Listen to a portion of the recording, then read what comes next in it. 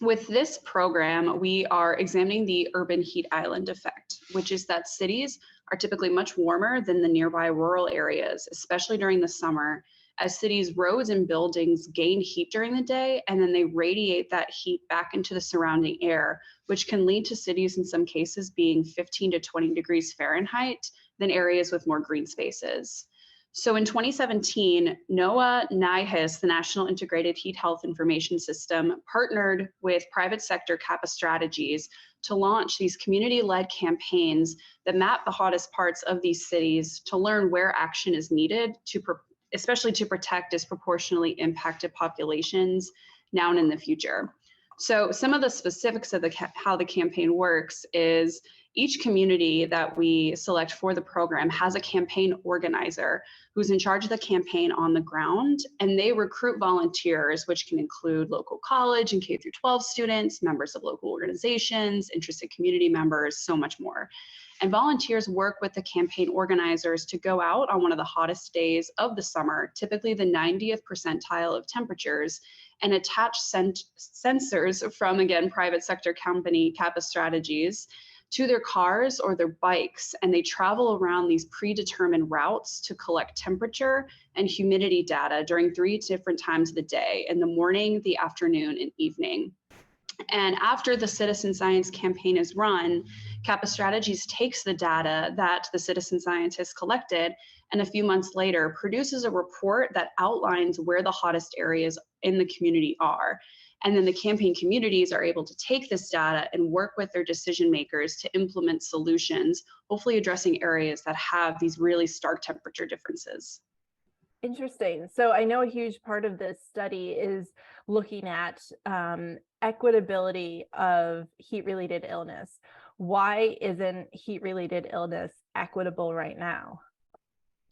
Yeah, that's a great question. And first, I want to say that heat is an overlooked issue to begin with.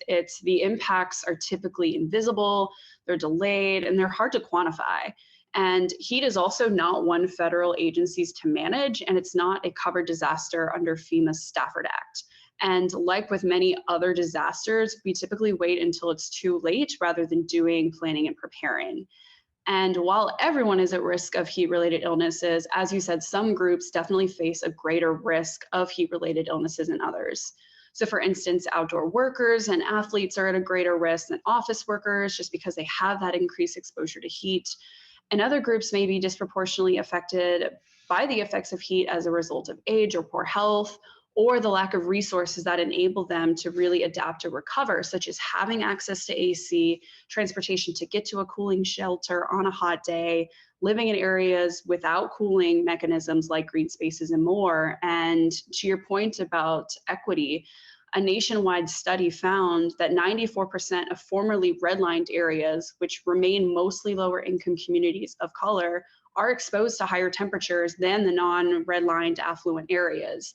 And these racist policies that took place really dictated which neighborhoods got investments in things like green spaces and energy improvements. And these type of investments, or really the lack thereof in the case of the redlined areas, can cause some neighborhoods to be 20 degrees Fahrenheit hotter than others, which means that some neighborhoods are uncomfortably warm and others can be deadly hot. So tell me about the specific spots in which you've been studying right now and what you've found. Absolutely. So we, again, started this work back in 2017 with our first community being Richmond, Virginia. And since then, we've worked in over 60 communities across the country, and we'll also be mapping in 2 international locations for the first time early next year.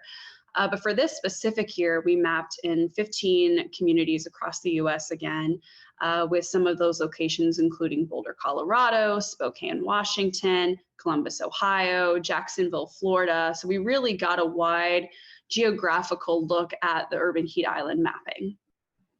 And what are you going to do with this information? How are you going to move forward to make heat-related illness more equitable? Yeah, absolutely. I think one of the great things about these campaigns, and especially since they are citizen science run, so again, this is people from these communities who are out there collecting the data. And by doing that too, they are learning about heat and health in their communities and will hopefully also be passionate about making sure that something is done about this. So each community is so different in the needs and also what their temperature and what the data is showing. And so those communities are able to take those reports to show where exactly the hottest neighborhoods are. And again, work with their decision makers to really implement those cooling solutions. And that can be a variety of different things. We've had Seattle, King County out in Washington was able to use the data to implement their first extreme heat mitigation strategy. Honolulu, Hawaii was able to implement some tree planting strategies. Richmond, Virginia, and Boston, Massachusetts were able to take the data and implement into educational materials in a museum. So it's a wide range of ways that people can use the data. And we're really excited just the breadth of different ways that people are doing this and help that in the future as we're continuing to expand our program, going into more communities and finding out more information about heat and health that, we can provide more solutions and help these communities be able to get there.